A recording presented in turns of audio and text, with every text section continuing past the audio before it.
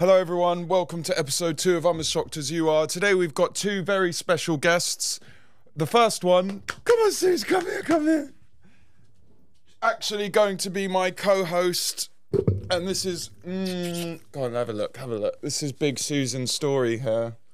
Are you ready to meet Doc Brown? Are you? Okay. All right, I think that's enough. Today we've got Ben Bailey Smith, aka Doc Brown, joining me in the studio. Doc Brown is a rapper, actor, comedian, screenwriter, and friend. We first met and got to know each other within the small circles of UK hip-hop, a community that I'm not sure exists in the same way that it used to. Either that or I'm just in my 30s and I don't like leaving the house. So I've been looking forward to this one, and I think we should get into it. Episode 2 with Ben Bailey Smith. I'm as shocked as you are. Let's do the damn thing.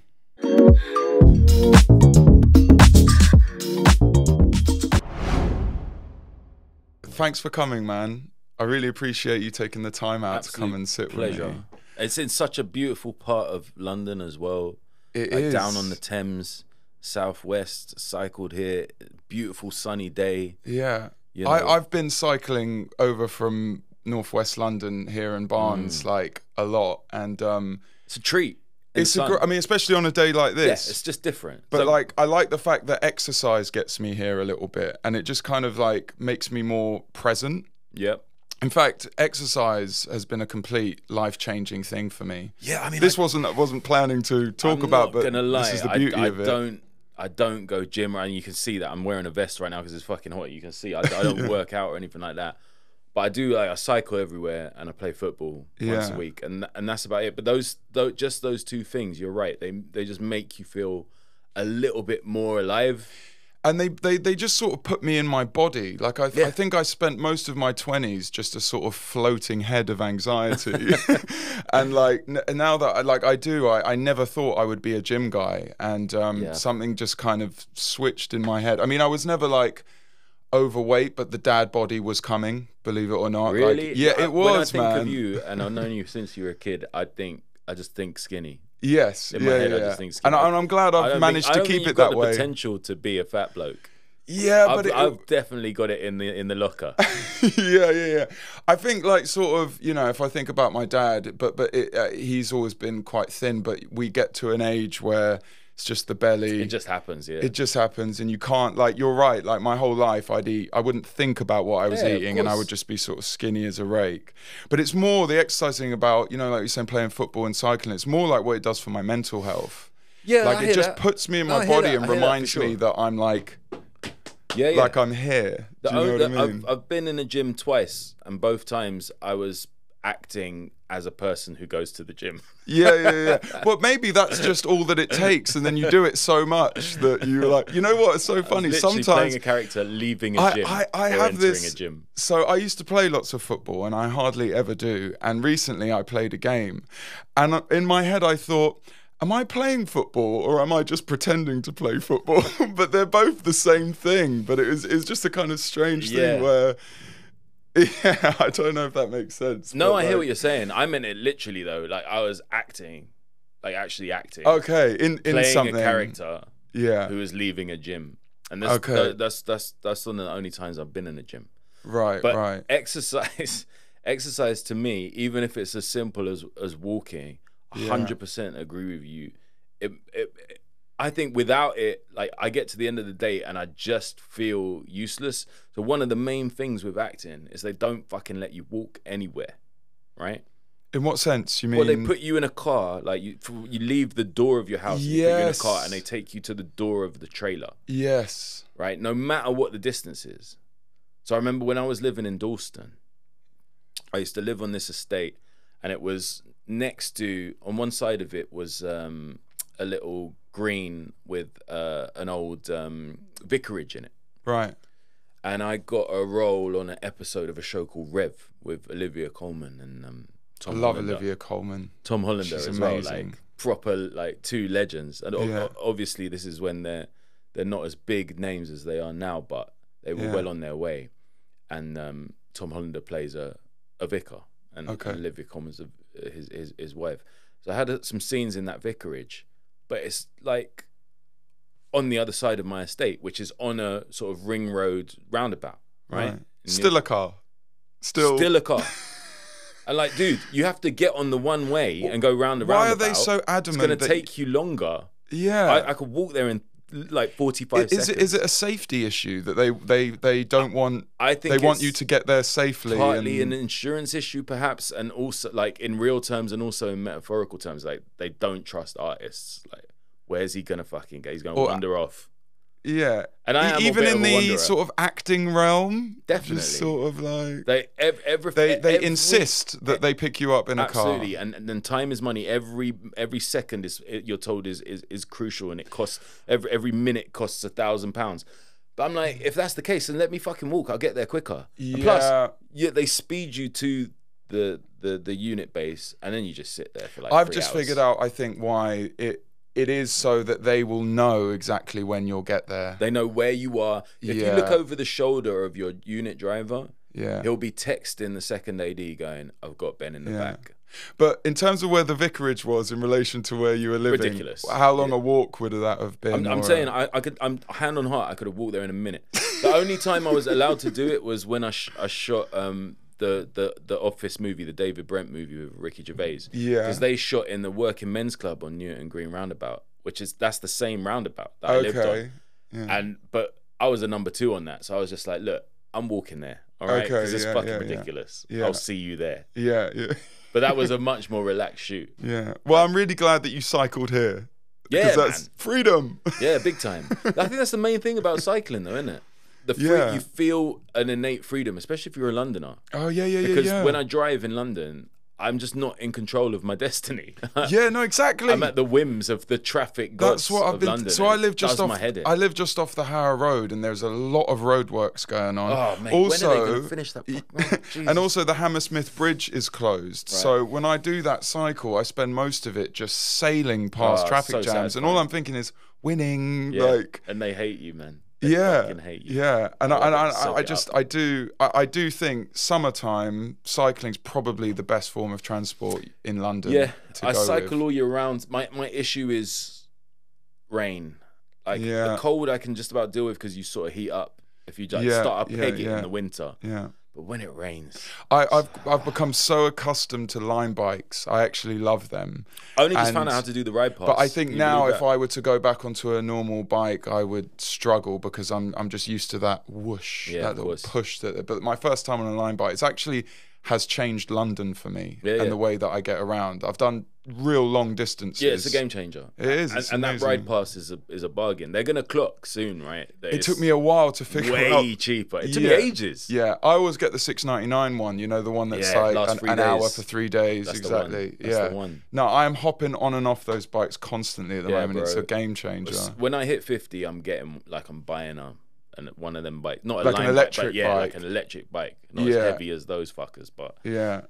I was then I'll ride till I die. You know what's strange? Because they have this noise, this dun dun dun dun. You know, like every time that and I just hear them all the time. And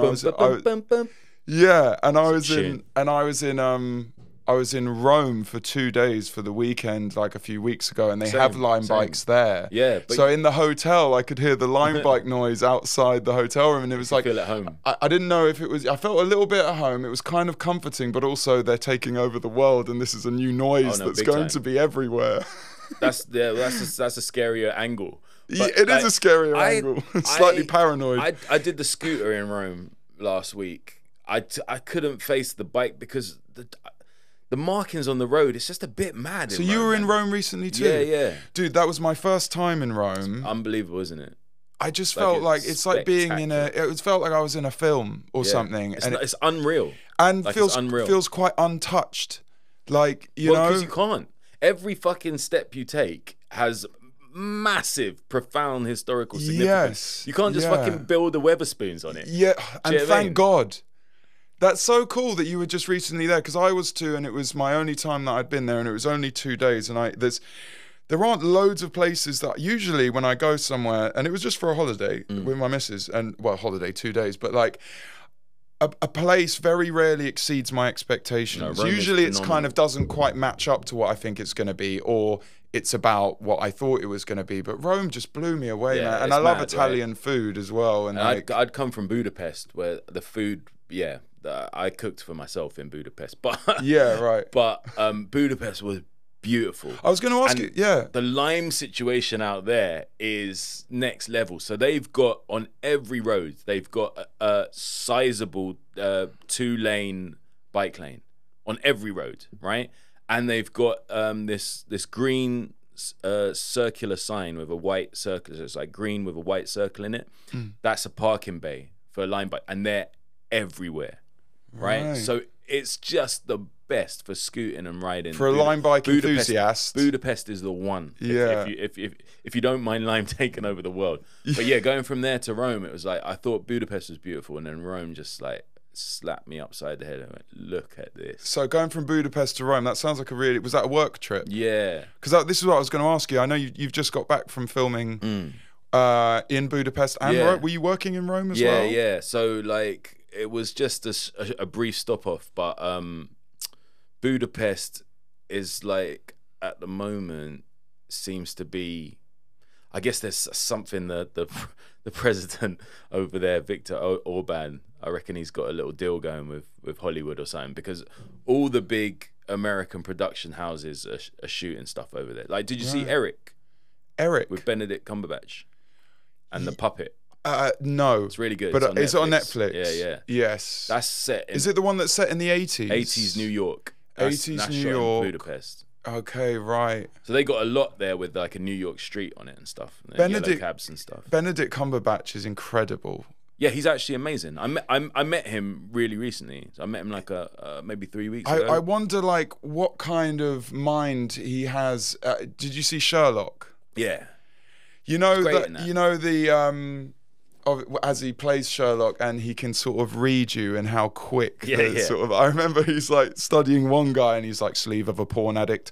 I'm just like the writing is kind of unbelievable. Yeah, and he'll go into like, oh, he's got you know what I mean. Yeah.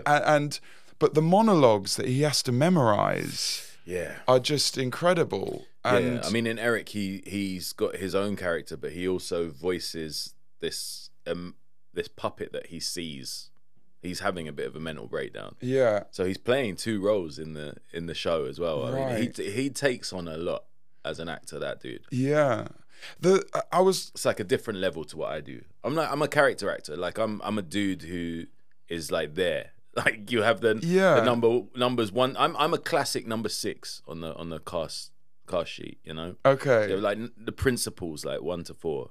Okay. Then I'll be like the friend, the husband, the guy, who's do you mean that you feel like you're yet to play like the main character? Yeah, but also I don't pine for that.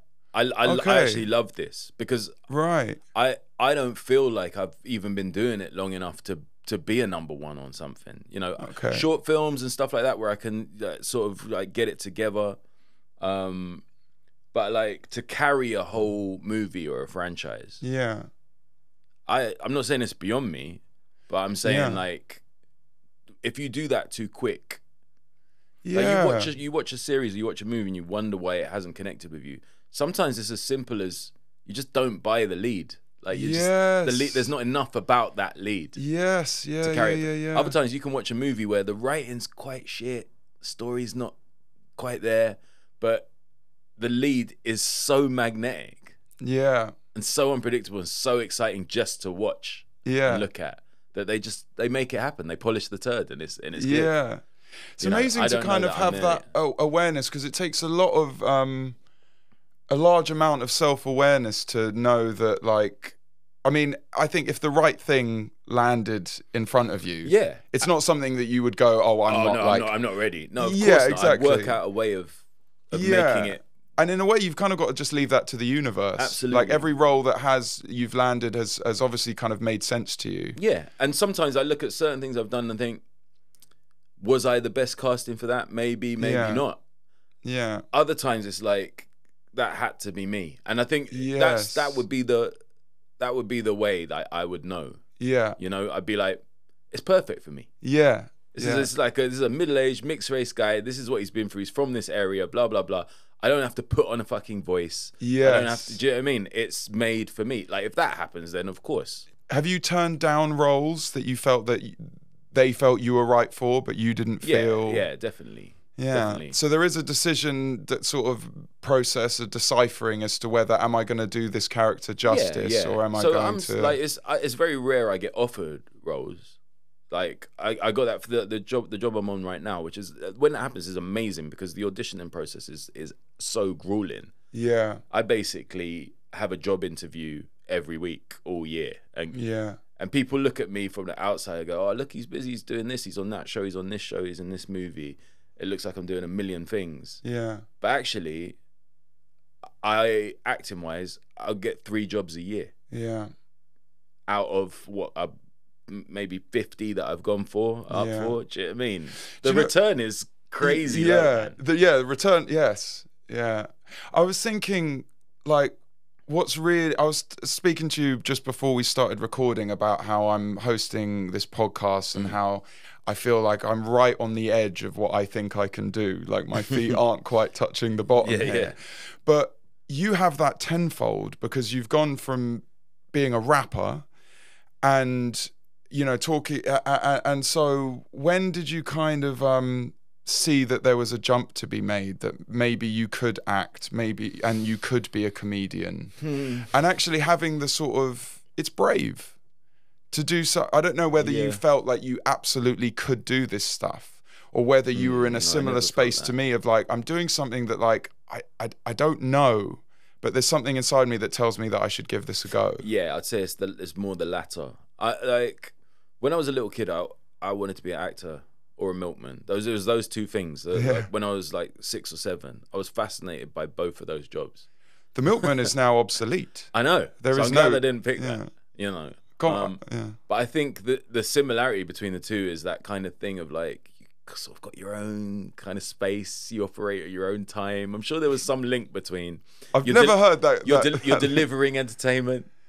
Yes. Delivering goods to the masses. I don't know. Anyway, so like I went to, there was like the Tricycle Theatre on Kilburn High Road. They used to have like free, is that still there? I remember the Tricycle Theatre. It's called the Kiln now. They used to have free workshops, like drama workshops for kids and stuff. I used to go there, and like at school I was like bang on the school plays and all of that.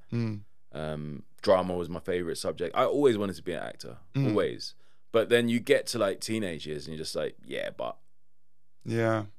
how'd you become it? You can't just become an actor. Yeah. And the people that I'm around at that time, it's just like, you know, it's just weed and girls, video games, rap music. But I'm really glad that you then it came full circle, Luke, and I didn't expect it to happen. So I never planned. The way it all happened was never a plan of mine ever. Yeah.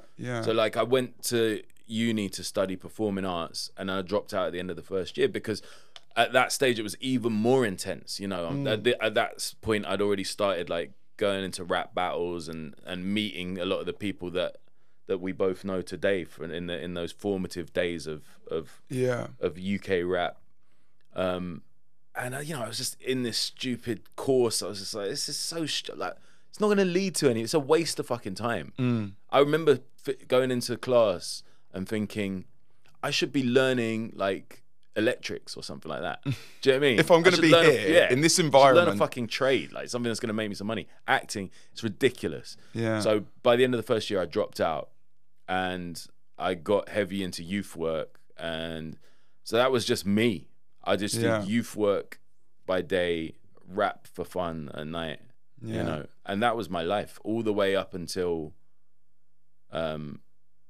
February 2008 when I first stepped on stage and tried stand-up. And even that was not a decision of mine. That was suggested by somebody else. There's something I've noticed so far with every guest that's been on the podcast so far is that what everyone has in common is just a deep love for what they do. And, you know, it's that thing where if you're able to find the thing that you would do, irregardless of whether you made money from it or not, that is the thing to do. Like every sort of person that I've spoken to has just this really sort of quiet but really fierce determination and a kind of I'm just going to do this regardless because I love it. And I really think that that's super important. Do you know what I mean? Yeah, I mean, for a lot of people, it's really difficult to pursue that line of not even work, but that line in life to just go, I really love this thing, therefore I'm just gonna do it all day long and see what happens. Yeah, it's really hard for people to do that because it's quite insane as well. It's nuts. Because no one's actually. Life is expensive. Like, yes, I look back and I think timing. I was fortunate with timing in a lot of ways right. because, like, bear in mind, like, I bought a flat with my girlfriend at the time, who's now my wife, in 2005, when she was a student teacher and I was a part-time youth worker. That's not happening. Cannot do that now. And we're like 24. Yeah. It's like, really good that you got in there with that. I mean, that's insane. Yeah. When people look at my house now, they go, "Oh, you got a nice house," and like they think it's TV money. I'm like, bruv, that's property money. That's just putting property money on top from of property. 2005. Yeah, that's 2005 yeah, property money. Yeah, yeah. It's not fucking TV money. Damn. Do you know what I mean? Yeah. So like, I think that took maybe some of the pressure off, but then we had 2 kids. So, you know, bear in mind, by the time I got on stage and did stand up for the first time, I had a baby and another baby on the way. She was pregnant with a second. Wow. And I remember coming home and saying, I'm gonna try doing this. There was just some space, like, some space in your life to give it a go. Yeah, because you had some. From the outside looking in, you'd say no space. Yeah. You just bought a flat. You got 2 kids. It's yeah, not the time to go. Like, I'm just. What if we do dick jokes? Maybe dick jokes is gonna pay the bills. It's not the time. Like, that isn't the normal time to do what I did. Yes. Is when you're like 20 and like you're out from your parents' house and you're exploring the world. And yes. You're off doing crazy shit. Yeah. But what it did for me was like, this can't fail. Yes. There's just not a failure option here. Yes, yes. So like, I have to pull this off. You ask any of the comics I came up with, like we were all green, like all new, like Josh Widdicombe, Sean Walsh, Romesh, like all. Were they around the same age as you? Romesh was. Okay. So Sean, Josh, like who else was in the competition with me? Sarah Pascoe. They were all like a couple years younger, I think. So when it comes to comedy, would you? And no one had kids. Yeah, only me so and you would consider yourself a kind of a late starter in terms of the comedy. 100%. Yeah. 100%. And if you ask any of them what was Doc like then, they'd be like, oh, he was like so moody. Like, he just come in and he was just like focused. He was just like, do the fucking job, get the fuck out. And it's true. I was like, I saw them all like I saw other rappers. Like, yes. These are competition. These guys want to eat my food. Wow, that was your mentality going into this stuff. It's quite ironic because comedy is so kind of well, it makes everyone laugh, and yet you were coming in with such a fierce sort of behind closed doors. It's cutthroat. You must have been able to turn it on when you needed to. Yeah, big time. Yeah, and I was just like, I hit it so hard. I mean, I remember talking to Michael McIntyre about this. He could not believe that I was earning a living within the time that I started. That you've been doing it. I was on stage very first time February 2008, and by January 2009 I was feeding my family. Amazing. Just like unheard of. The main thing that I was on my mind when I knew that we were going to sit down and have a chat is the bravery aspect of being one thing.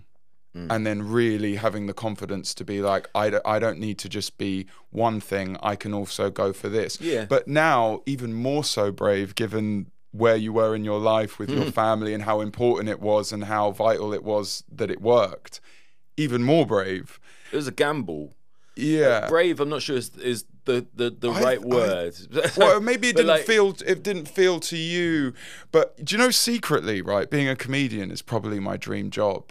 Secretly. I think a lot of musicians, like, and a lot of I feel actors like making a whole room erupt with laughter. There's nothing like it. I can imagine there's nothing like it, and I can imagine probably a level up from performing on stage. And I mean, performing on stage and everyone knowing your song is great. Yeah. But personally, for me, if I can imagine, putting myself in a comedian's shoes, I can't think of a buzz better than that I can imagine of. Yeah, I would say, I think I would agree. Like, acting's amazing, and getting in that zone, I've never done theatre acting, but that would be the closest to stand-up because you're feeling the audience response. Yeah. Rap, again, you're 100% right. Like with music, like getting that buzz from the crowd, the reaction to your lyrics and stuff, they're all sick, but none of them are like the adrenaline of stand-up. And that's partly why I had to walk away, because I couldn't deal with the extremes of emotion. Yeah. Like a lot of the comics that I knew, they're built for it, right? They're just like, this is the job, this is my life, that's that. Yeah. Whereas me, it was like, if I died, I couldn't cope, man.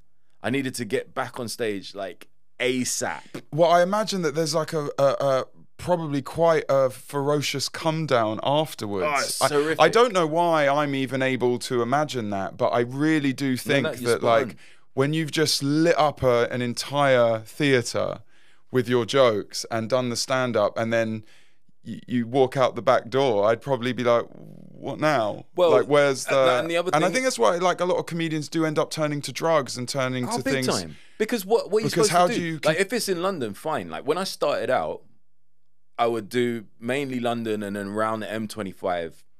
And then when I got my car, I would do anywhere in England. But I'd drive back, you know? Yeah.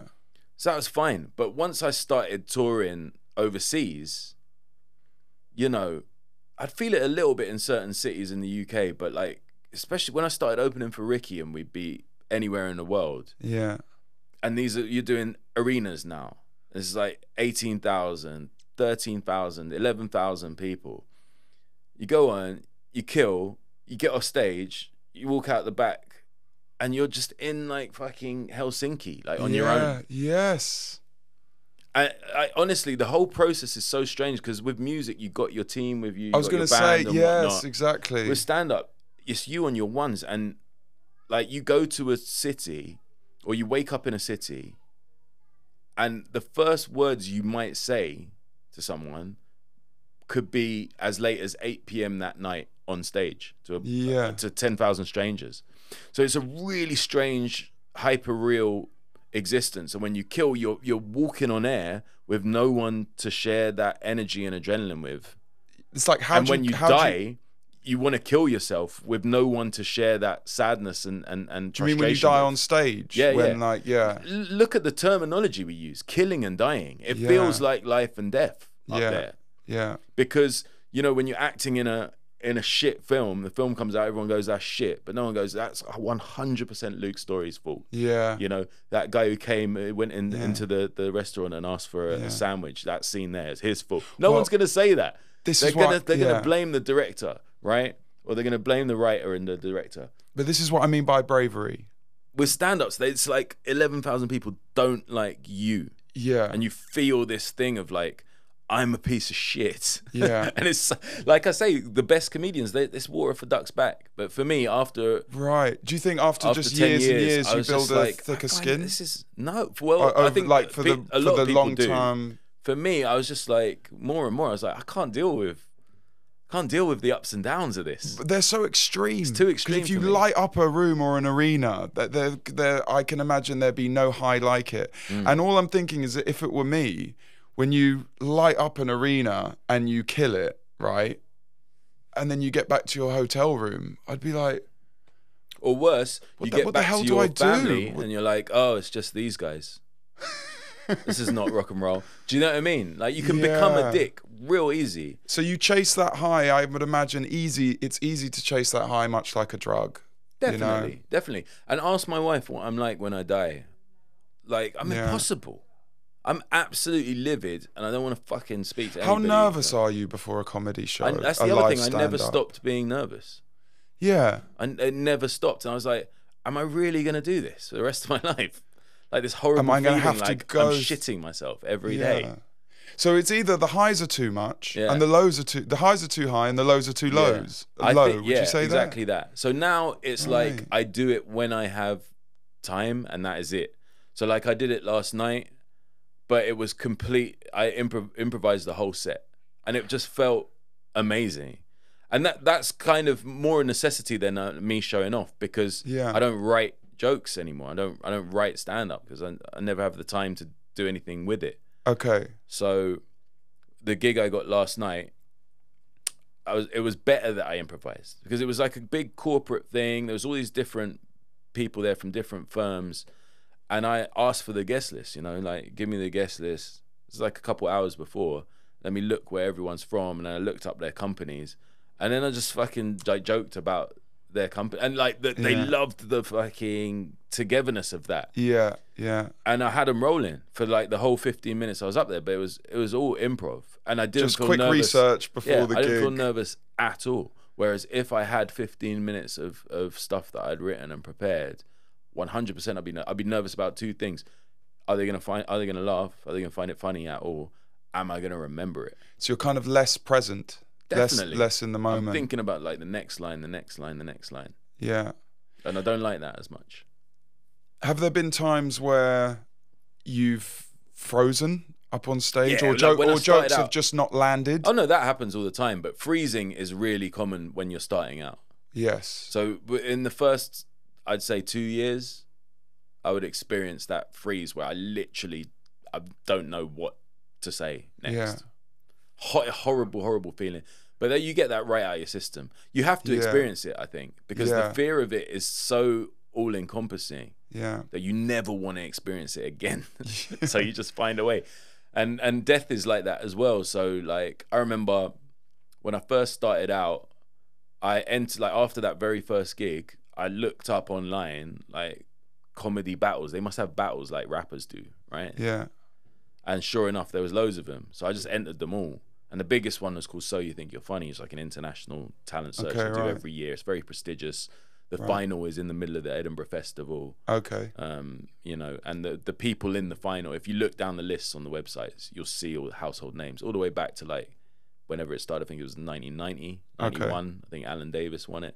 Right. You know, so like every year you look at the name and you're like, oh right, yeah. This legendary guy, that legendary guy. And I was in the final of that in 2008. So and that was like a comedy rap battle? No.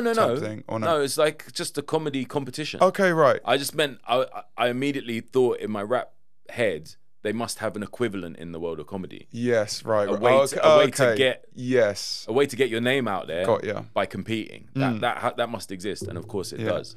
And So You Think You're Funny is the one. So like my final, Josh Widdicombe was in it, Sean Walsh was in it, Daniel Sloss, Sarah Pascoe.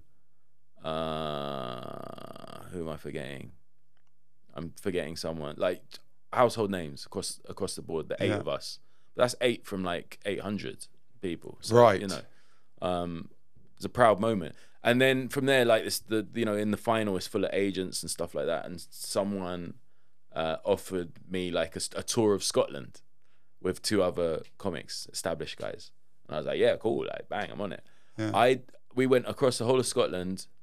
I died at every single gig, every venue that we did. Do you know what I mean? In terms of the freezing, or bit of freezing, bit of dying, just like not being able to cope with tough crowds. Like I was too green. Only since talking to you during this conversation have I slowly been getting accustomed to the dying and the death. Just in terms of that as terminology. Killing and dying. Because you kind of say it as if that's exactly what you call it. And I hadn't clocked that until now, but you're right, it is extreme. That's that is the everyday language of comics. You kill or you die. Right, got it. And also, just as we said before, the high. I can so imagine the highs being too high. How the hell do I calm down from this? And the lows being too low. Yeah, but and sometimes they happen back to back, right? March 2013. Okay. I do a set at Wembley for Comic Relief, and being North Wheezy like we are, that's a big fucking deal for me. Yeah, Wembley. What a big deal for anyone. I was just listening to Damon Albarn talking about the Blur gig that they did there last year, and you know, he's done everything you can in music, and still he was overawed by Wembley. So it's a huge moment for me. I was on in between like Noel Gallagher and Russell Brand. Right, they have music and comedy. Doing stand-up. Went really well. You know, it's Comic Relief, so it was live on BBC One and everything. And, you know, I'm floating on air. Now, the next night... No, floating on air, how did you do that night? I did great. It was fine. Okay. What a buzz. I mean... Unreal. Now, the nature of comedy is you're booking loads of stuff in advance, sometimes months in advance. And I agreed to do a favor for a friend of mine's partner. She was working with like human rights lawyers. So, you know, a lot of the time you get asked to do charitable stuff and like, yeah, of course, come and do 20 minutes. Great. Raise some money. Awesome. And it was at the Tabernacle in Notting Hill, right? And it's literally 24 hours later. So I go down there. Feeling confident, I'd imagine, because you've just done Wembley. I am comedy. Tabernacle, I got this. I am comedy. Do you know what I mean? Like, and I step in, and I don't know if you know the space, but it's like a sort of big ballroom with a high stage. Yeah. And everybody's sat in what we call cabaret seating style, so not theatre seating. Theatre seating would all be in rows, right? Yeah. No tables. Yeah. Cabaret seating is like 8 around big round tables. Okay. Which is bad for comedy because it means half the audience is not facing you. Yes. You haven't got the same focus. Yes. So that's my first thing I don't like. Second thing I don't like is the man on stage. Well, actually, no. The second thing I don't like is that all the plates are set on the tables. Right. So I whisper to her. We're at the back of the room, right? There's a man on stage talking. I whisper to her, have they eaten yet? She goes, no, I don't think so. I was like, do you know what time they're going to eat? And I was like, she goes, I think in like half an hour or something like that. And I was like, okay, it's just if the food gets served while I'm on, it's like really, it's quite hard to work with. Yeah. She was like, no, I'm sure it'll be after. And I was like, okay, cool. So that was red flag 2. Red flag 3 was the guy on stage is talking about human rights abuses across the world in 2012 and 2013, of which there were plenty. Yeah. So, you know, we've got images of children with limbs blown off and stuff like that. It's somber. Yes. The atmosphere. Yes. Okay? When he finishes, there's a very respectful, quiet applause. And then she nudges me and she goes, on you go. And this was the red flag 4 that I didn't even foresee. I was like, whoa, wait, we need the host to... And she goes, no, there's no host. We just got different speakers. Did you feel like you had to react to that, respond to that in the moment and not quite start your gig how you otherwise would have? Mate, I didn't have a fucking host. So do you know what that means? Like, break it down. What that means is I've got to go on stage after someone who's just been talking about human rights abuses against children and explain that I'm going to do jokes. Yeah. Like, that's the only thing that could have made that situation worse than a host going, well, now change attack. Yes. We got a bit of comedy. Yes. Like, that would already be horrific. Yes. But this is next level. I got to go, and I got on the mic, and they're looking at me, and I didn't have the heart to say I'm a comedian. I just didn't. So I was just like, I'm a local resident. I just thought to tell some light-hearted stories. About my time in the area. God, that's you know, difficult. And even my that's tone, so even my tone, right? You could see people tensing up, like this is really poor taste. Yeah, you don't want to hear light-hearted. Well, people stories. have probably just been looking at the worst images that you could possibly look at of real things that are happening in the world today. They've just been through the emotional ringer. And here's the. So I was just mumbling, but trying to buy time, just thinking, what stories have I got that might fit? And I thought of one story I had about Kilburn, about kids in Kilburn. Maybe I could make that work. So I'm just sort of inching. I'm just talking shit, inching my way towards this first joke. Yeah. And before I can get there, 4 doors open and all these waiters come out. The chicken. And wine. And I was like, oh yeah, no, can I have a red? Okay, no, I have white. You predicted it. Yeah. So everyone's clattering, people are eating. There's a woman who sat right in front of me. I can sort of look down at the back. I can't see her face because she's got her back to me, but I can sort of see the back of her head. And she's got her knife and fork. And every time I speak, her body, you can just see her body tensing. Like, why is this fucking guy still talking? And I feel like how she feels. Right. But I can't say that, you know? And this is the only time in 10 years of stand-up comedy that I ever didn't fulfill an engagement. Yeah. I got about 4 minutes in and I said, you know what? I feel like it's better if I just go. I'm just gonna go. That's real. I mean, I just feel like it's better. And the woman turned around. This is the first time I saw her face. She went, "I think that would be for the best." No. And I was just like, Mike Right, in the stand, mic down. I'm fucking off.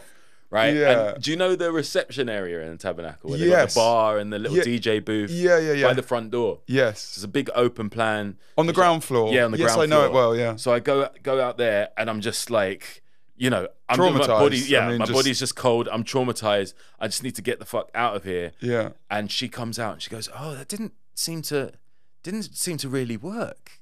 You know, and the same lady. Yeah, who and had I'm said thinking, to you, like, if I was a wanker, I would have said, "Yes, motherfucker," because these are the things you need to make comedy work. You need theatrical seating. You need focus. You need a fucking host. You need people to know that comedy's about to happen. Yes, yeah, you know. But obviously, I was like, you know what? Don't worry about it. I just need to get out of here. I just really need to get out of here. And she was like, "Oh yeah, let me call you a cab," and she calls the cab, and it's taken long.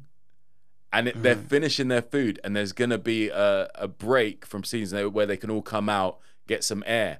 So the clock is now ticking for this audience who hates me, for the entire audience to all come out and out. see me again. And I was like, I need this cat. She's like, yeah, Addison Lee is just being this. I don't know, they're a bit.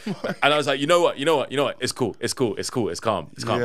I'm out. And I just bounced. Like, I saw the first trickle of people coming. I just bounced. Yeah. I just called. Like, I went around the block and called an Uber, and got in the Uber, and I just went home, and I was just sat in the back of that car thinking, I killed Wembley last night. Well, that's what I was thinking. This is the extremities of a life in comedy. Yeah, you go man. from lighting up Wembley Arena to a night at the Tabernacle like that.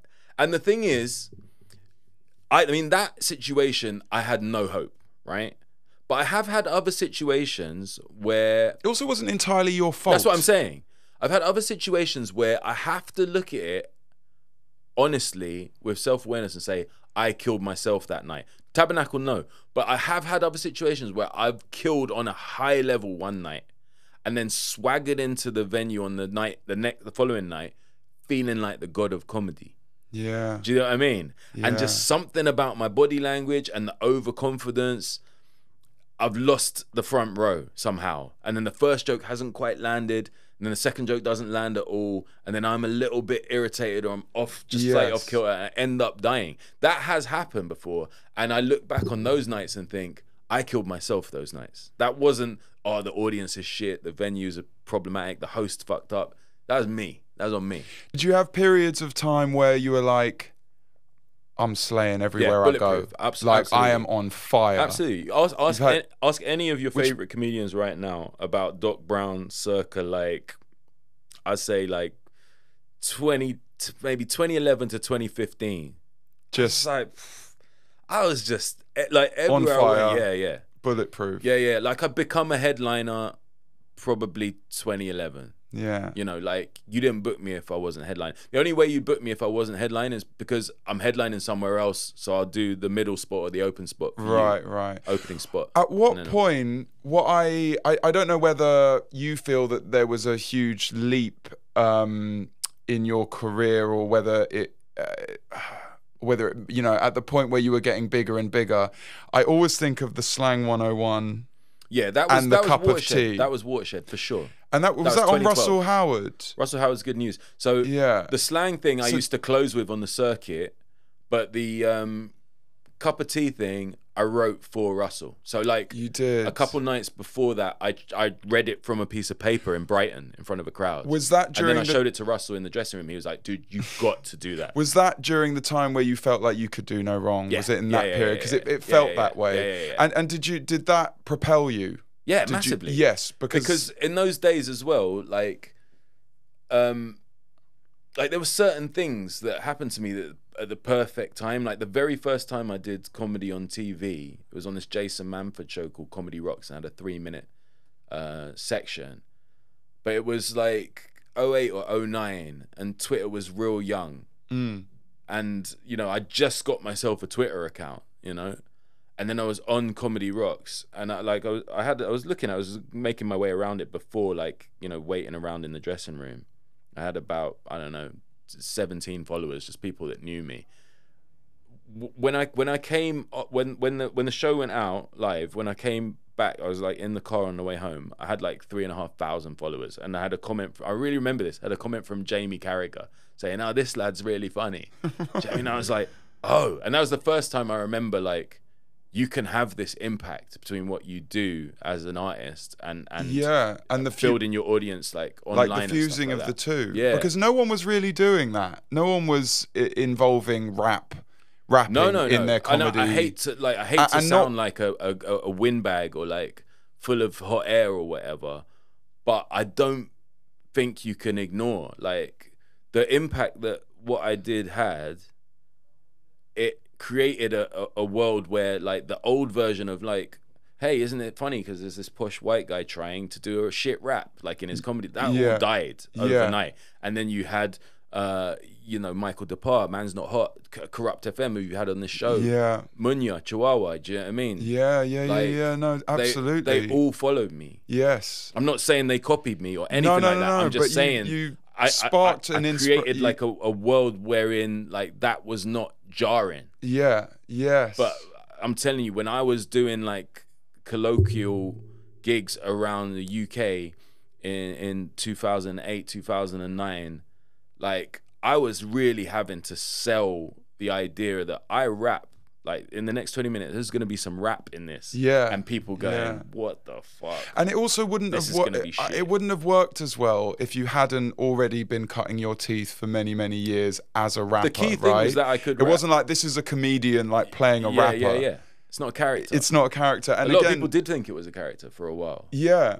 But it certainly, I don't think, would have popped as hard if you hadn't spent all those years honing your craft as a rapper. I did my 10,000 hours. Such a beautiful marriage of rap and comedy. Yeah, it was special. Do you remember your first comedy gig? The first ever time that you went on stage? Yeah. Like, I remember every minute of it. Where was it and how prepared were you? Like I say, it wasn't my decision. I was working part-time. I was still a youth worker. And I was doing a bit of work writing jokes for Radio 4, which was a gig for someone else. Yeah. Okay, so how did that come about? That came about through someone I met through rap back in the day, a guy called Danny Robbins, and he used to have a comedy music show on Radio 1. Right. And I was the first voice doing links on 1Extra when that started, which I think was like 03. Okay. Like that. 0203. What, when 1Extra came about? Yeah, when did 1Extra start? That sounds like about right. So I knew like a couple of sort of BBC radio people. Do you know what I mean? Yeah. And he was one of the people I met through Radio 1. Great, whatever. Yeah. Then like end of 2007, he called me. He was like, I was hoping you still have the same number. He was like, I write comedy now, like for Radio 4. I write sitcoms and comedy shows and shit. And I've got this one for Lenny Henry. I just need a bit of help with some of the colloquialisms and some of the language in the script. You'd be the perfect dude. You know, I could get you a small fee from BBC, a couple £100. So I did that. He sent me the script of the first episode, and I looked at it, literally just saying like, be funnier if he said that. No black person would say that ever. Yeah. You know I mean, he just, fair play to him. He's a white guy writing a show with all black people in it. Right. You know, so. And then the next thing I know, they asked me to come and meet Lenny. He got really excited. He was like, oh, there's no black writers at the BBC. And I was like, I'm a youth worker. And they ended up keeping me on for the whole series. Writing and like overseeing the scripts. Doing a little bit of consultancy. And then Lenny had me doing, because it was all set in a record shop. So there's lots of different characters. Okay. So Lenny had me like doing the odd one line here and there, because I could do different voices. So the next thing I know, I was like on stage at the radio theatre, Broadcasting House, doing like the odd line, and people laughed, and I was like, "Oh, that's an amazing feeling." But it was the producer of that show. After that show finished, I went on and worked on another couple of Radio 4 shows, writing jokes. And it was the producer of that show who suggested I try stand up. Now I went down to this night, which was not a typical stand up night. It was in the basement of the Albany. It's called Low Down at the Albany on Great Portland Street, right? Was it a comedy night? This is the thing. It wasn't a regular comedy night. They did have regular comedy nights there. This is right behind Great Portland Street Station. But what they had there once a month was this thing called radio entertaining. So the BBC would hire out the venue, BBC Radio, and they would have professional comics, like a professional comic to host it, kind of thing. But the actual what you'd actually see on stage is scripts in like works in progress from radio comedy shows. So people would read a segment of a sitcom or a comedy radio show, panel show, whatever it might be. Yeah. And then the audience was mainly BBC employees. Okay, right. So it's kind of like an in-house sort of thing with good place live to comedy shine. happening. It's but not real pressure on the acts. So I looked at it, and that's all well and good, but I was like, what am I gonna do? Yeah. Like, I don't really know. And this guy Richard was like, just go up and tell your story. It's an interesting story. So I went up and I talked about like what I just told you, how I got a job at Radio 4 and like blah blah blah, and people are like interested, but that's about it. And I came off, and Richard was like, dude, you got to tell some fucking jokes. And I was like, yeah, but like I can't just make up a joke in the moment. He's like, no, you need to write some jokes. Yeah. Come back next month, write some jokes, and we'll try again. These are 7-minute slots. Yeah. So I come back the next month with basically the same story, meeting Lenny Henry, blah, blah, blah, but I've written some funny lines into it. Again, it doesn't work because I don't have any sense of the rhythm of how comedy is supposed to work. Comedy is actually, it's very, very delicate. It's either real in the moment, like when you have a conversation with your friends, or you create it. So it's completely and utterly conceived, right? So it's totally, it's a 100% conceit. And fine-tuned. Yeah, both can be hilarious. Yeah. But you can't just suddenly have this fine-tuned conceit. And you can't just suddenly be able to recreate that amazingly funny moment you had with your friends. Bottle that and put it out on stage. Combining those two things is the key, and having time to develop those two things is even more important, right? So this is my second gig. I can't do either of those things. So I tell the story again, got a couple of funny lines, what I think are funny lines. No one laughs. Again, I don't have any sense that I'm dying because I've got nothing to compare it to. Right. I'm a rapper and a youth worker. I'm bold in front of people. So I'm just like, you lot shut the fuck up. I talk. That's what happens in my life a lot. I've got no sense that people are like, this guy's not very funny. I don't give a fuck. I'm like, who are you lot? Do you know what I mean? I've just got that whole attitude. But because I remember Richard saying to me, like, you have to like elicit a response from them, get a laugh. I suddenly thought of this thing that they used to do at some of the freestylers at Deal Real. I remember seeing Supernatural do it back in the day. It's really corny. Like, you get people to like, what have you got in your pocket, or what's your name, where you from? You get all that together and then do a freestyle with those words and names, and super corny in rap terms. But I was just like, maybe these guys don't know about rap. So I did that. I was like, got all these words and phrases, names, did a freestyle. If I did it in front of a rap crowd, they'd be like, "And what, bro? Like, that's the corniest shit I've ever seen." But in that night, they looked at me like it was like the second coming of Christ. Do you know what I mean? Like, how the fuck did you do that? Yeah. It was like they just seen like close-up magic. Yeah. So I come off a stage, and there's two guys come up to me, and they're like, "Oh, we run an improv night here, late nights on Fridays. Would you come and do that thing where you where you rap?" Yeah, where you like get the crowds, the words, and you create a rap in the moment. Yeah. And I was like, the freestyle thing. They're like, yeah. Can you do that? I was like, yeah, all right. They're like, we'll pay you 50 quid. So then I started doing this late night Friday gigs called Spank. And literally that was the birth of Doc Brown the comedian. I'd go up. I didn't have an act really. The act was I'd go up. What's your name? Where are you from? What's a funny thing that happened to you? Have you got anything weird in your pocket? And again, sort of leans on to your ability to freestyle. Over the years that was of the act. being a rapper. That was the act. There was no jokes. Right. That was the act. And no one would have been doing that. No, at the and time. people like, found no it fucking hilarious. Of and course. so entertaining. And they felt as well. like involved in it.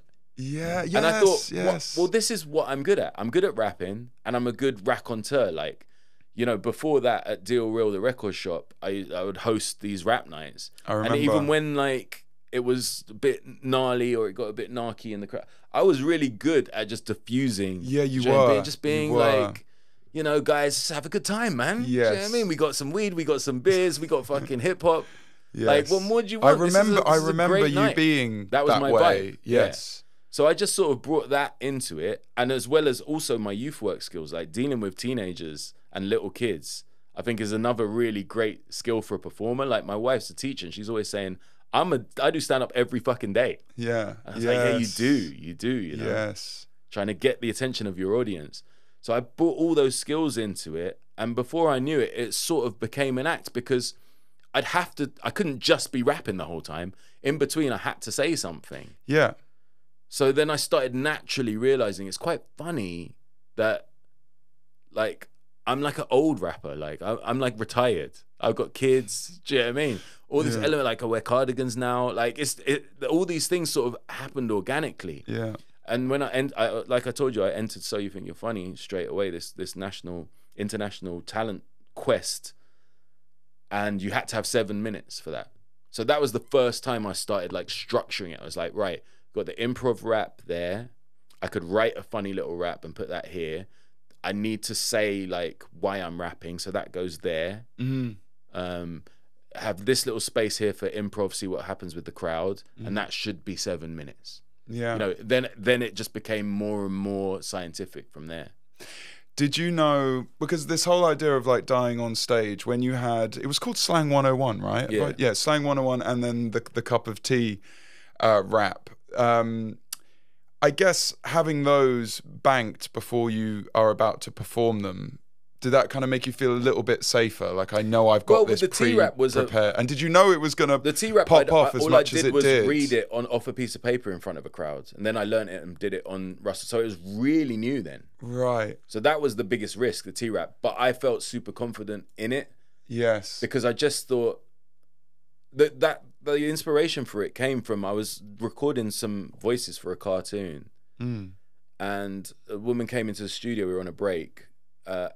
With tea and coffee for everybody, and she said, "You know what? I've just left the tea bag in there. I haven't put any milk in there or any sugar. Like I don't want to fuck with your tea because she goes honestly, I think how people take their tea could create a civil war in this country." And I thought that was really funny. And I immediately, when I got home, I wrote the rap in like. I'm not even trying to gas myself or take the piss. I wrote in about 10 minutes, maybe less. And I had a gig in Brighton that night, so I read it off a piece because I hadn't memorized it. Read off a piece of paper, and it banged. And then I had the Russell Howard. So I was gonna end on Slang 101, but I said to him, "Bro, look, this. I think this is gonna bang." He was like, "Dude, that's." Like you have to do that. Yeah. I also and really it's still to this day, like it's the biggest thing I've ever done. I think because I really agree with the song. You know what I mean? Yeah. Like I don't think the milk should go in first. Yeah. And I also can totally relate to that weird scum on the top. Yeah. You know the irony of that song is I don't give a fuck. I really don't care. In real life, you're not too in real life, I don't care. I don't even drink a lot of tea.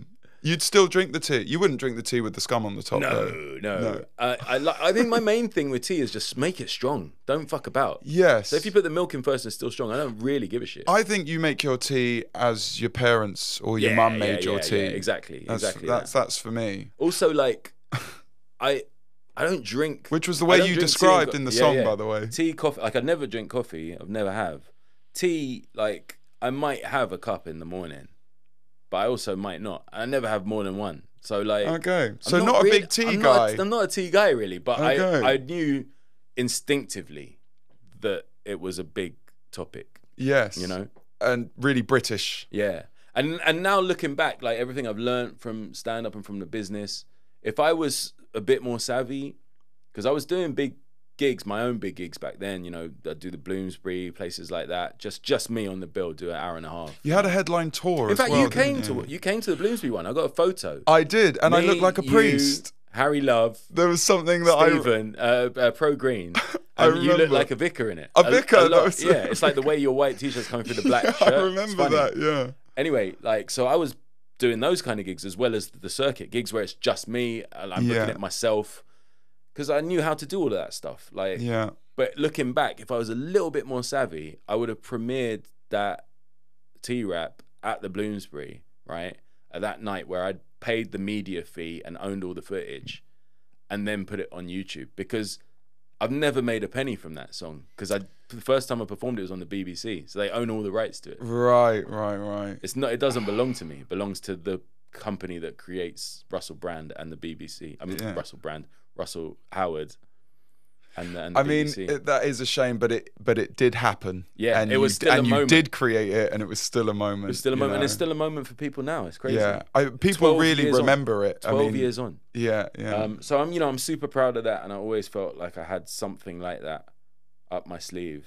And it really, like, Russell Howard, it was a watershed moment. I just thought, you know what, I'm fucking here, and like I've got ideas, and I just had like my first like idea for a TV show commission, which was a children's show for CBBC, which was like a rap comedy musical. In terms of what was after that had aired and been on the TV, did you suddenly realize that the stakes are higher now not the stakes are higher, but like in terms of the offers and opportunities that were coming your way? Did you notice like a rise in that?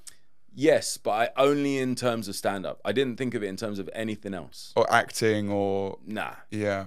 But everything changed after that anyway. That's kind of what I mean. Did you notice that things had changed after that?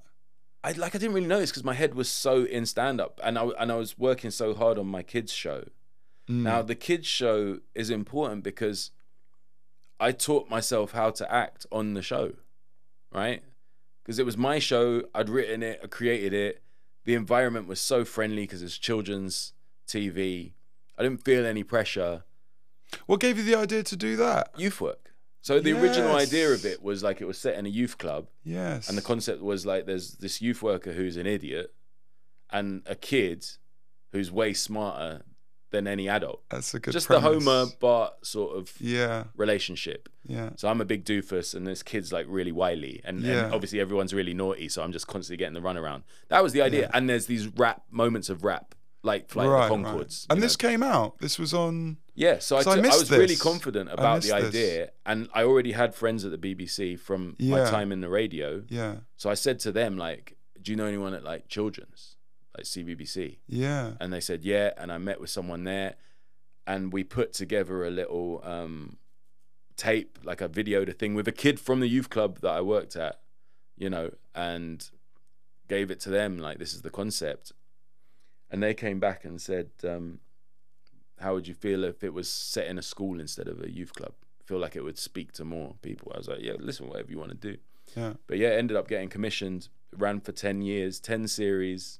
God, I guess I don't watch CBBC. Yeah, why would you know this? Yeah. But the beautiful part is, like I say, taught myself how to act in series 1, did the Russell Howard, then got my first audition for a drama thing that same time. And that set that path going. So I was auditioning more, getting more work, dramatic and comedic. And by 2017, I just couldn't do both anymore. I had to pick. Right. So that's how that happened. But the 4 O'Clock Club, the name of that show, that even more than the T-Rap is profound for me because there isn't a day that goes by in this country, there's not a city I can go to where someone aged 18 to like 22 will stop me in the street and go, bro, you made my childhood. Right. Which is such a mad thing to hear. From the CBBC show? Yeah. Like, bro, what was it called? The 4 O'Clock? My whole life. The 4 O'Clock Club. The 4 O'Clock Club. Wow. Like that's amazing that you've then hear. I hear that every day. That someone says that to me. You made my childhood. Yeah, that your career has connected to that generation also. Yeah. It's great. Yeah.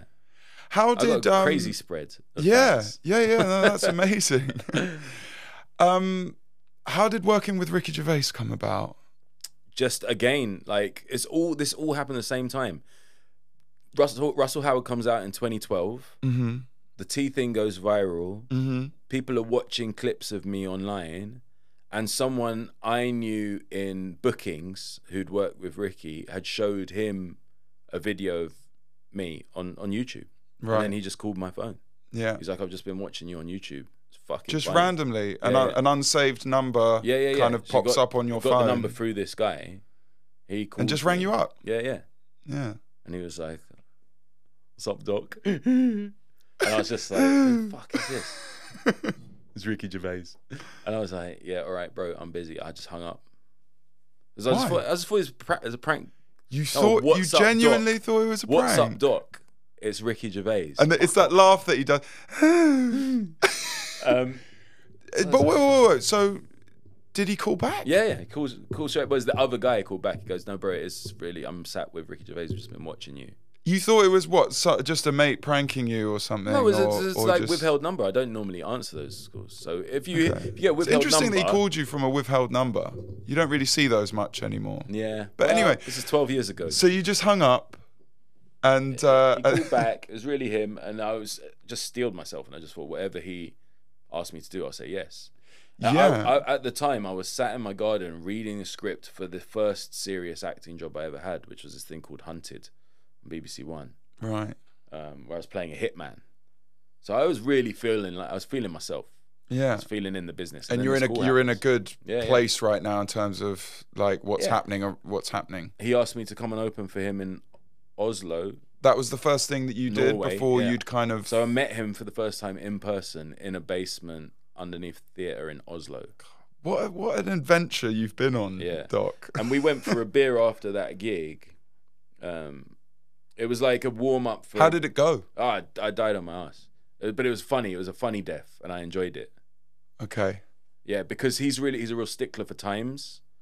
So my time was my time. I had to go on 7:15. I had to get off 7:30 or whatever it was, 7:35. To the second, there's like a digital clock running. If you fuck up, you're in trouble. Yeah. But at 7:15...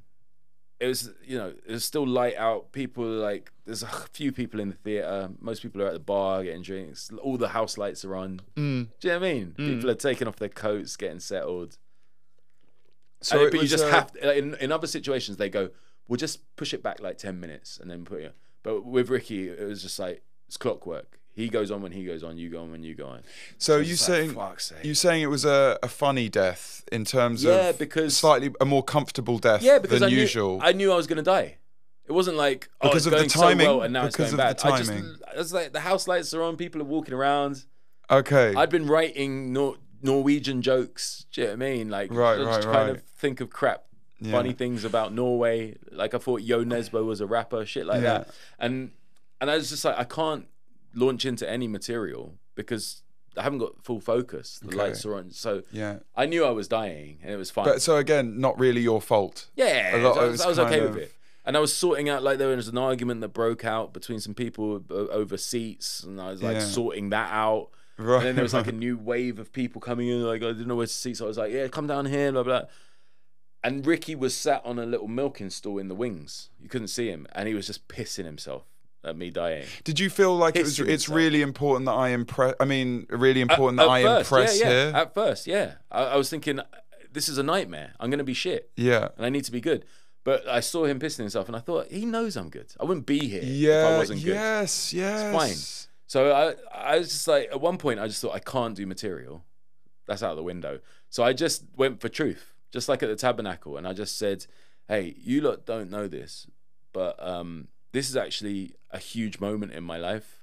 I've just met Ricky Gervais for the first time. Like, Ricky Gervais, you also don't know this. He's sat right next to me. You can't see him because he's shrouded by this curtain. And I was like, oh. On a milk crate. And he's cracking up at how badly I'm doing. But yeah, I just wanted to let you know that this is a watershed moment in my career, maybe the biggest night of my life, and I'm fucking ushering, basically. That's what I'm doing, getting you to your seats. But it's so thanks for nothing, Norway. Usually, like, truth wins. Yeah, and it won. You know it won. I went off with a lot of love from the audience. Yeah, truth wins. And I went for a beer with Ricky, and then he told me about this thing that he was like developing called Derek, and he was like, I want to crowbar you into it, which was a show he did for Channel 4. I loved Derek. And we ended up working together, writing together for another 4 years. Yeah. Yeah.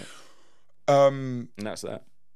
What could you say about Derek and being involved in Derek and what you feel like the show is about in total? I never because I loved Derek and I thought it was such a genius, like the way that Ricky can sort of write something that is totally hysterical and then something that is really deeply moving. and he kind of, and another comedian who I'd like to mention is David Earl, who I think is incredible. And that Kev character has been just been the source has just been the source of so much joy in my life. The idea that there is someone who has just completely given up on his life, and is now just an alcoholic who lives in an old people's home. David's a genius. But just the way that he's able to pull at your heartstrings to do in one scene something that is just like unbelievably hilarious, and then something that is so deep and meaningful, and the way that he kind of pulls on your strings on that show is just unbelievable, you know.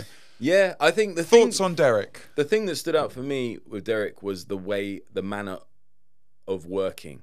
I'd not experienced that before, and I've never experienced it since. And you know, since Derek, which I think we shot in 2012 or 2013, you know, I've had 11 years of experience in film and TV in front of the camera, and I've still never worked like I worked on that and on the movie that we shot together.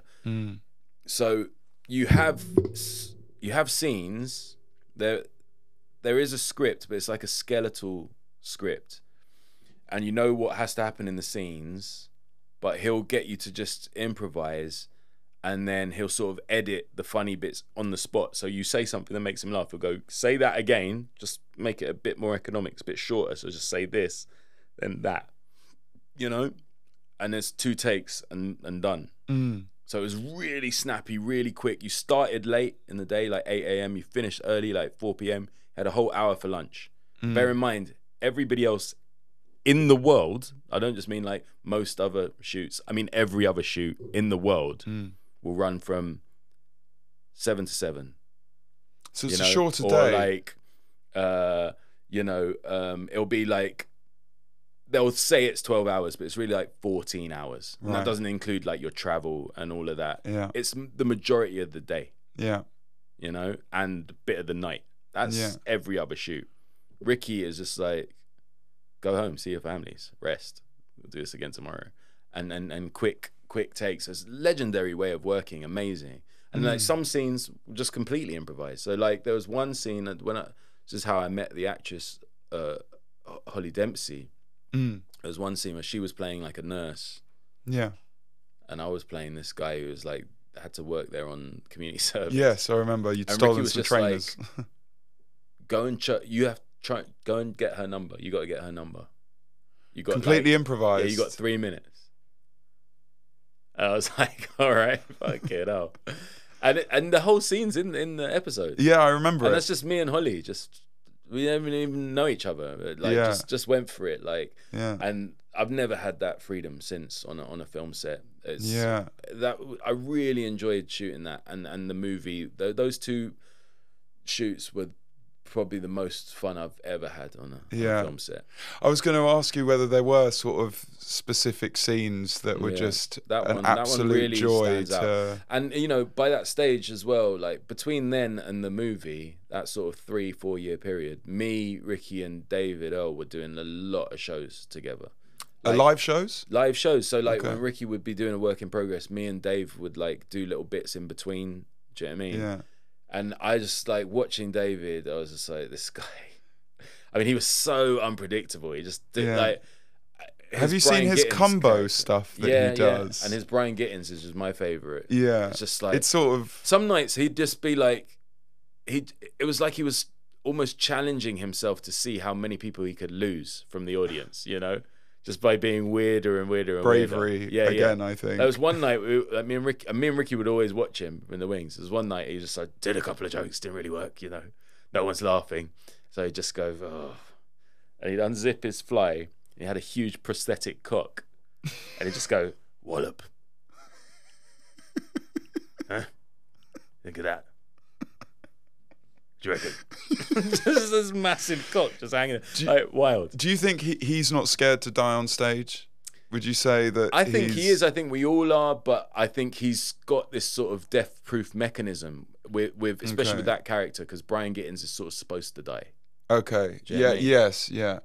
What do you think? Having worked with Ricky, what do you think has made him so, you know, like out of the stratosphere successful? Is there something that you see in him that you don't see in many others? Yeah, I think I mean, obviously there's natural talent and just being funny. Yeah. But is it sort of a work ethic, a way of working, an open-mindedness? He's talented for sure, but the number one thing is work ethic. I've never met anybody in the business that works like he works.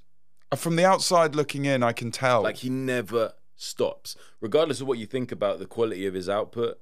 Yeah. You know, whether you hate it or love it is I love it. Irrelevant. He never stops working and creating. Yeah. Which is so impressive. And like, he would be frustrated by how, like, me not doing something or not following something through. You know, just do this, just do that. Yeah. Just be like, he got really upset like when I was like, I'm gonna focus on acting. He's like, why? Like, you stand up, you just own it all. And I was like, yeah, but I actually find that quite exhausting sometimes. I quite like the idea of going on a film set and saying someone else's lines, not owning it like it's theirs. I quite like that. Like, okay, today is not I've got some responsibility, but not all the responsibility. Whereas Ricky loves taking that on board, and he doesn't fear the criticism. And I suppose he's in air quotes controversial, which is one of those things that always has a massive impact. He's also someone that started late. Yes. I mean, someone who came from music. And it's also... He was a musician. Yeah, he was a musician. Yeah, I saw a clip just this morning, actually, of him performing. Like a new romantic. Yes, exactly. But he's so good at what he does now. It's sort of hard to believe that he spent 10 years working in an office. Yeah, but he did. I remember we used to do these really fun gigs where I was in character as the character from the David Brent movie, and he was in character as David Brent. Yeah. And he's got a band. Yeah. And we'd do gigs with the band. Okay. Little skits. Foregone conclusion? Yeah, foregone conclusion. And those nights were amazing. But the first one we did was at Hammersmith Apollo, and he had like all the people he used to work with in that office, like in the the VIP section, right? Champagne and beers after the show. You know, I'm going there expecting to see like Chris Martin and do you know what I mean, Steve Carell. Yeah. And it was like the people who used to work in his office. I was like, fair play. So that's the other thing I think with him. He doesn't do showbiz. Doesn't do it. Yeah. He just doesn't partake. He's not involved. Never has been. Well, I think that's also like a really good thing about becoming super successful later in life, is that you already less of a fuck. You already have a strong sense of self. Yeah, you know what you look like. You know you're not as hot as you were when you were and you also kind of know what you do and don't care about, whereas you're kind of still figuring that out in your 20s. Do you know what I mean? So, you know, of all the regrets I've got in life, starting in show business at 28 is not one of them. Yes. That was excellent. Yeah. If I started when I really wanted to start, because deep down, I know that I wanted to be in show business when I was a little kid. Yeah. If I started then, I wouldn't be sat here now. I'd definitely be dead. Like, definitely. I'm so sure of it. Never been so sure of any other, like, alternate universe in my life. Yeah. I'm certain of it. What do you enjoy most now? It's so weird because I always say, like, I'm done with stand-up, I'm done with it. And then last night I was there and I was like, oh, God, it's so good when it's going well. But I think left field, I think if I'm really honest, the thing I enjoy, the thing that I actually find the most enjoyable in the moment is doing voices for cartoons.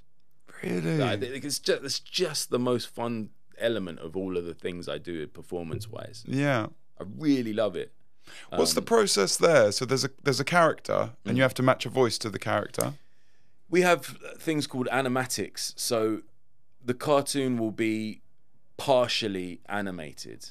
And by that I mean there'll be like black and white sketches that will move. So imagine how many frames per second you have to have for a cartoon. It's a lot, right? To give it the illusion of fluid motion. Yeah.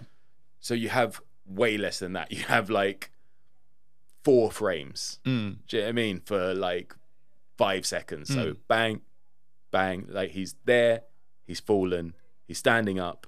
He's getting a cup of tea. You know, but that will run across the time of the dialogue. So you voice it then. Then when they've got your voice locked down, they can animate to the cadence, the rhythm of your voice with the mouth. They fine tune it. Would just the image of a character though be kind of enough for you to start getting a sense of what that person should sound like? I'm talking about like once I've actually got the job. How it will start is like same as auditions. You get sent something through. You get a picture of the dude normally, little character description. And then I might record like 5 different voices. Okay, right. Yes. Okay. And then like sometimes they'll go, don't like any of these laters. Right. Sometimes they go, really like this one. I think we can develop this together. Yeah. Or other times, like when I got the gig on 101 Dalmatians, like the CV series, I did the same thing, lots of different voices for the one character. They were like, can we use these other voices for like minor characters that come in and out every week? I was like, yeah, cool. So I ended up voicing like 4 or 5 characters on that. Yeah. Wow. I love that that job is just the best. Yeah. You know, kids TV. Plus, I'm like with kids. I'm just feel very natural working with kids. I mean, it's always been something that you felt really a strong connection to with your youth work that you did. And if anything, that's number one. Yeah, but that's remained kind of throughout your career. Absolutely. A connection with the youth. Yeah, absolutely. Like I've always said, like when it comes to like sentient beings, kids are at the top. They're the best. Kids are the best version of life. They are the best. Yeah. Then it's animals, and then it's adult human beings. Yes. That's like the top and kind of less affected. Yeah. You know, we talked about being into things, and then it kind of being in a space where suddenly, oh, it's not okay to like this, and then everything gets a bit convoluted. Yeah. But at the beginning, you are just what you like. Yeah, adults. Is that what you mean? Yeah, and adults are just look what we've done. Like we've fucked so many things up. Don't get me wrong, we're amazing. Of course we are. Yeah. But kids are so pure. They haven't been corrupted by money. They don't have they don't have money. They don't have sex. They don't have power. Yeah. Really, like their currency is love. Yes. Right? Yeah. And magic if you're little. Like if you're younger than 7, your currency is love and magic. Yeah. Once you pass 7, you realize you're not immortal. You understand you're going to die. Yes. You lose the magic a little bit, but you've still got love is everything. Yeah. You know? Yeah. And that's why kids are like, they're what we're supposed to be. They are beautiful versions of humans. Yes. And the idea that entertainment for them should be this kind of shit thing, or like, oh yeah, oh god, I can't get any work, so I'm just doing this kids thing. Yes. You know, that has irritated me from the start. Plus, bear in mind, I got into show business with a kid and another kid on the way, my own. Yes. Having worked in youth work for 8 years. Yes. So my idea of kids is like, I knew kids of all ages, and one thing I knew about them was, these guys are fucking discerning when it comes to like their content. Yes. Like they're not fucking around. Adults, they pussyfoot around. Adults pretend to like shit. Yeah. Like adults will literally go into a conversation with another adult hating this thing, and then the other person will go, oh, so have you seen this program? I love it. And they go, oh yeah, it's really good. What? You hate it? So you kids kind of never do that. Went in with an intention of, I want to advance children's entertainment. I want to advance and that's how I got into kids publishing as well, because I got so sick of reading picture books at bedtime to my kids that were shit. So this is awful. I was going to say, why are you feeding children this age, this vulnerable, this malleable, this impressionable? You're giving them that. You're thinking, I can make this fucking awful. I can make this better. Dude, I can rap. Like all these books rhyme. You're telling me I can't write a better rhyme than that? Yeah. I can definitely write a better rhyme. Well, rapping and nursery rhymes are quite very similar. Yeah. But I can't draw. I can't draw for shit. Yeah. So I always thought it, but I never actioned it. But one of my mates, Sav, he's always been an amazing, artist, like in the traditional sense, drawing.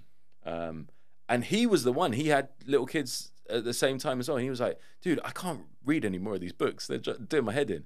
He goes, I've actually drawn this picture, like this character. I just think he's really cool, but I'm not a writer. Like, do you think you could like write a rap for this bear? And I was like, cool. And he sent me the bear, and I was like, yeah, it's great. He's like purple, he's cheeky, he's greedy. And we ended up getting a 2-book deal off of the back of that. And straight away we were like, this shit is gonna be stuff that kids actually like. And it's out now. Yeah, that was 2016. Yeah. What was the book called? It's called I Am Bear. And Two books? Yeah, the follow-up was called Bear Moves. And we, you know, we did with the same bear? Same bear. We did loads of live events around it with little kids, and I was like, yeah, it works. So those books are for like early years, toddlers. Do you know what I mean? I'd say eldest reading those books probably 4 or 5. But that made me interested. So I got another deal with Bloomsbury, and I did some books for early readers. So when you're just learning to read, so like 5, 6, you know. And I found that was quite a sweet spot for me, because it really helps you learn to read if something rhymes.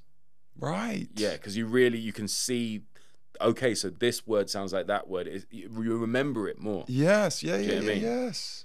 And then I got offered a deal to do a middle grade book, which is like 8 to 12.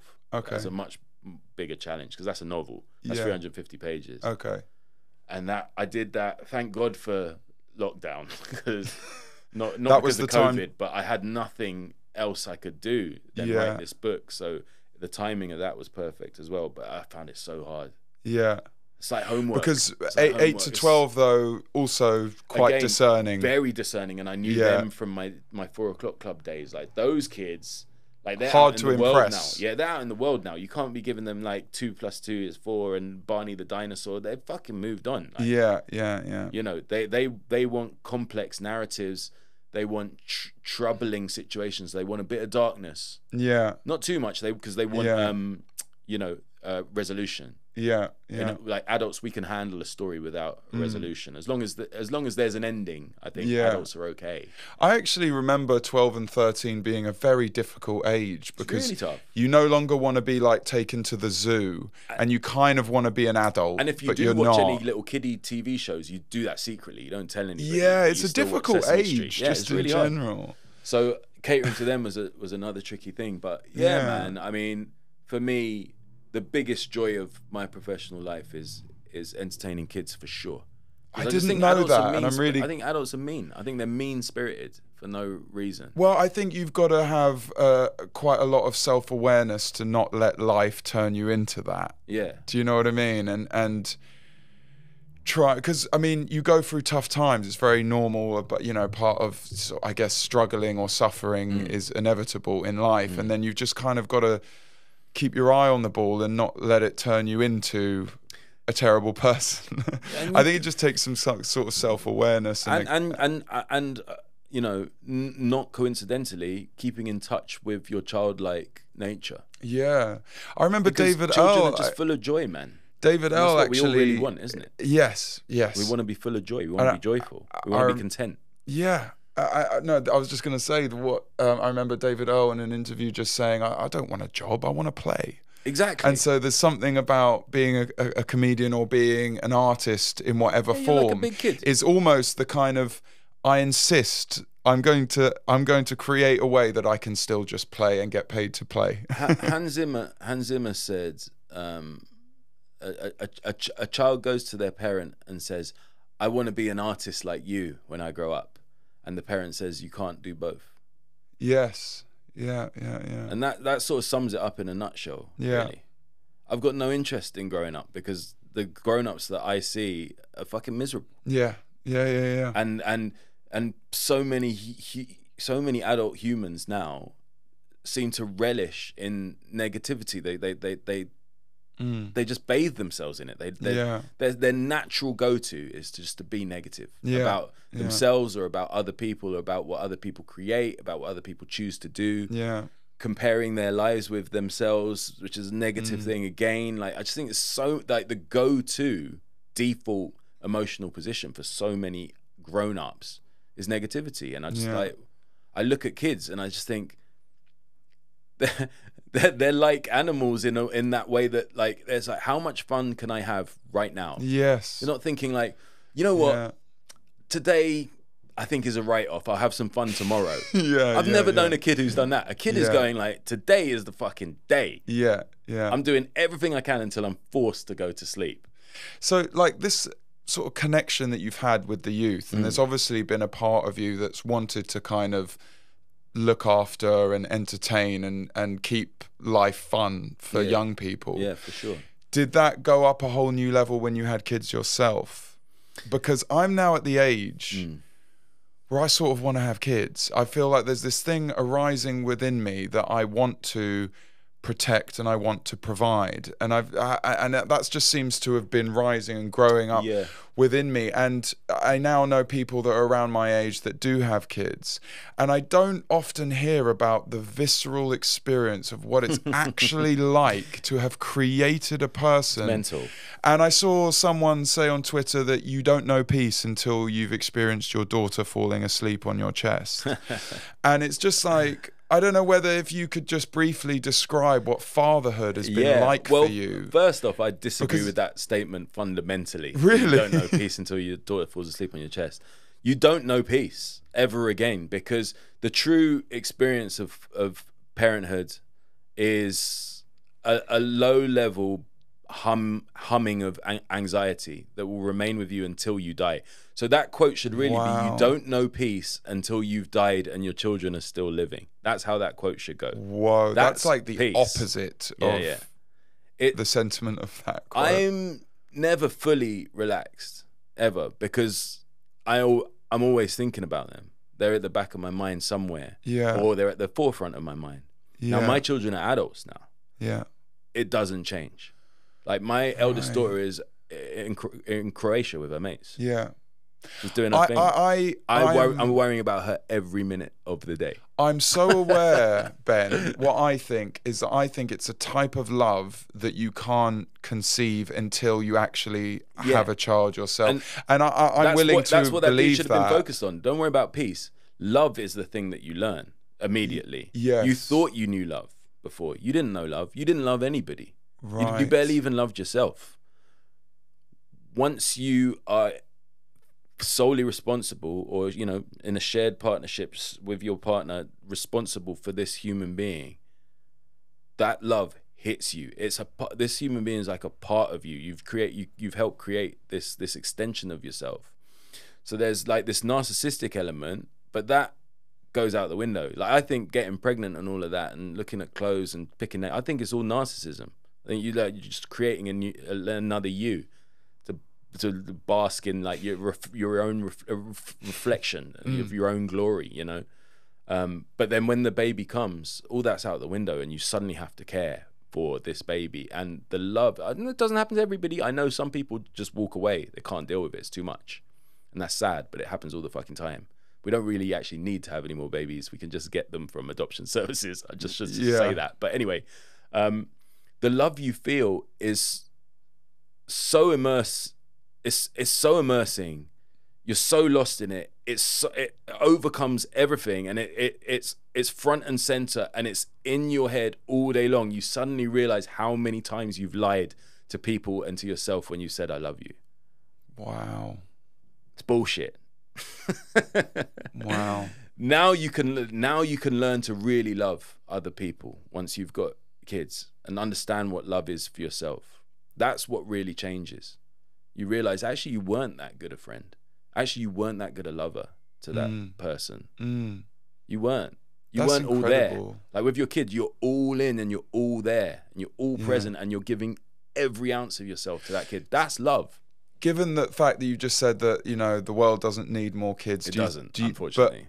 But on the flip side, do you think it's something that are you glad that you've experienced it? Absolutely. Do you think it's something that everyone should experience? I can't remember me or my life before I had them.